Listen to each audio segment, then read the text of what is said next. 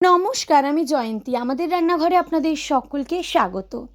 আজকে আরও একটা নতুন রেসিপি নিয়ে আপনাদের সামনে হাজির হয়ে গেছি। আশা করব রেসিপিটি আপনাদের ভালো লাগবে। তো চলুন গল্প করতে করতে নয় আজকে রেসিপিটি আপনাদের সাথে শেয়ার করে নেওয়া যাক। বাড়িতে আনা হয়েছিল মাটন। তো যখন মাটন আনা হয় তার সাথে তো চর্বি দেয়, তাছাড়াও এক্সট্রা তোমাদের দাদাভাই কিছুটা চর্বি নিয়েছিল। তো সেই চর্বিটা দিয়েই ভাবলাম আজকের একটা রেসিপি করা যাক। তো তার জন্য কিন্তু একদম কম উপকরণ দিয়ে তৈরি করে নিচ্ছি। তার জন্য এই যে চর্বিগুলো দেখো এরকম ছোটো ছোটো করে টুকরো করে নিয়েছি, বেশ অনেকটাই কিন্তু চর্বি ছিল।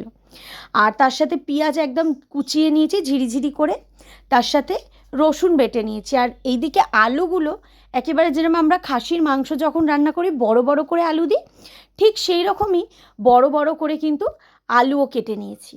তো এইটা দিয়ে কিন্তু আজকে রেসিপিটা আমি তৈরি করব। তো প্রথমেই ভালো করে খাসির মাংসের চর্বিটা ধুয়ে নিয়েছি। যেহেতু খাসির মাংস খুব বেশি ধোয়ার দরকার পড়ে না, জাস্ট একবার একটু জল দিয়ে ধুয়ে নিয়েছি।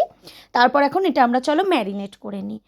তো এর মধ্যে দিয়ে দিয়েছি কিন্তু হলুদ গুঁড়ো, কাশ্মীরি লঙ্কার গুঁড়ো, তার সাথে কিন্তু দিয়েছি নুন, জিরে গুঁড়ো এবং ধনে গুঁড়ো দিয়ে বেশ ভালো করে কিন্তু সমস্ত উপকরণগুলো একসাথে মেখে নেব। এই খাসির মাংস যারা যারা খেতে ভালোবাসো তারা জানো যে খাসির মাংসের চর্বি দারুণ লাগে। তো এরমভাবে আলাদা করে কখনো খাসির মাংসের চর্বি দিয়ে কিছু রেসিপি করা হয়নি। যেহেতু বাড়িতে বেশ কিছুটা পরিমাণে ছিল, তো এটা দিয়ে কি বানাবো সেই ভাবতে ভাবতে ভাবলাম এরকম আলু দিয়ে যদি একটা তরকারি বানানো যায় তাহলে মন্দ হয় না। আমরা তো খাসির মাংসের তরকারি খেয়েছি, কিন্তু খাসির মাংসের চর্বির তরকারি তো আমরা সত্যি ওরকম আলাদাভাবে খাইনি কখনো। কারণ খাসির মাংসের সাথেই যখন এই চর্বিটা দিয়ে খাওয়া হয় দারুণ লাগে কিন্তু। তো সেই কথা ভেবেই এই রেসিপিটা আজকে আমি করছি। তো কথা বলতে বলতে আমি এর মধ্যে কিন্তু কুচিয়ে রাখা পেঁয়াজগুলোও দিয়ে দিয়েছি। দিয়ে একটু কিন্তু যাতে নুন চিনির ব্যালেন্সটা হয়, তো সেই জন্য একটু চিনি দিয়ে দিয়েছি। আর দিয়ে দিলাম অল্প করে একটু সর্ষের তেল। যেহেতু চর্বি, তো এর তো নিজস্ব একটা তেল আছে, তো তেলটা ছাড়বে। তো খুব বেশি তেল আমরা কিন্তু দেইনি। তো এটা ম্যারিনেট করে নিয়েছি। এটা আমরা খুব বেশিক্ষণ রাখবো না, মিনিট 10-15 আমরা রাখবো। তো সেই ফাঁকেই আমরা কিন্তু এই আলুগুলো একটু ভেজে নিই। তো প্রথমেই কড়াইতে দিয়ে দিয়েছি তেল, তারপরে দিয়ে দিলাম টুকরো করে রাখা আলুগুলো এবং তার মধ্যে দিয়ে দিলাম হলুদ গুঁড়ো এবং নুন। এই আলুগুলো উল্টে পাল্টে কিন্তু একটু ভালো করে ভেজে নেব। খাসির মাংস কারা কারা খেতে পছন্দ করেন অবশ্যই কিন্তু কমেন্টস করে জানাবেন। আমার তো খাসির মাংস খেতে খুব ভালো লাগে, তার থেকেও বেশি ভালো যেটা লাগে এই খাসির মাংসের ঝোল আর আলুটা, এটা যেন সত্যিই দুর্দান্ত লাগে।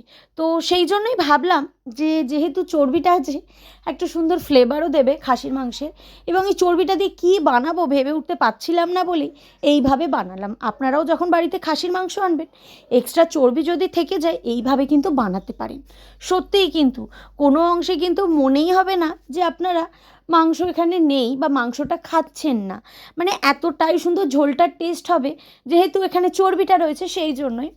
তো দারুণ কিন্তু হয়েছিল খেতে। অবশ্যই কিন্তু বাড়িতে খাসির মাংস আনলে একটু চর্বি বেশি থাকলে এরমভাবে চর্বিটা দিয়ে আলাদা করে আলু দিয়ে একদিন তরকারি করতেই পারেন।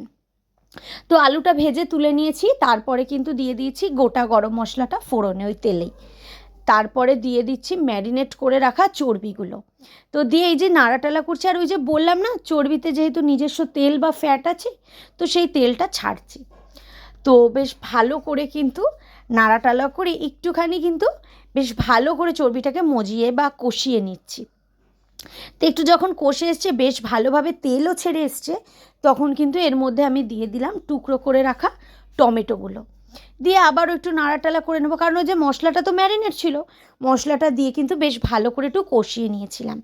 তারপরে টমেটোটা দিয়ে একটু নাড়াটালা করে নিচ্ছি এবং টমেটোটা দিয়ে বেশ ভালো করে কিন্তু আবারও কষিয়ে নেবো। তো আমার এই ভিডিওগুলো আপনাদের কেমন লাগে আপনারা কিন্তু আমাকে অবশ্যই কমেন্টস করে জানাবেন। যদি ভালো লাগে অবশ্যই কিন্তু লাইক, কমেন্ট, শেয়ার করতে একদমই ভুলবেন না।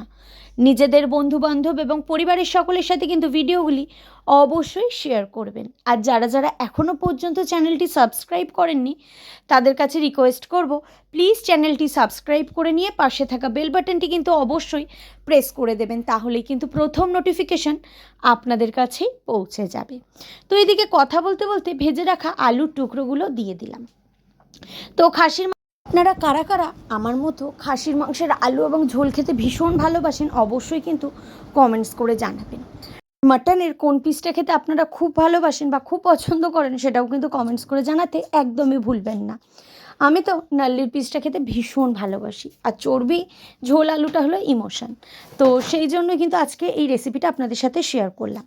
তো এইদিকে আলু দিয়ে বেশ ভালো করে একটু কষিয়ে নেওয়ার পরে দিয়ে দিয়েছি গরম জল।